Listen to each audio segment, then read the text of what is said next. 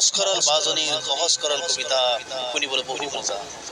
পখিলাৰ দৰে উৰি অহা জোনাকীৰ দৰে পুৰা দাৰি দাৰি দাৰি দে দাৰি দে দাৰি দে।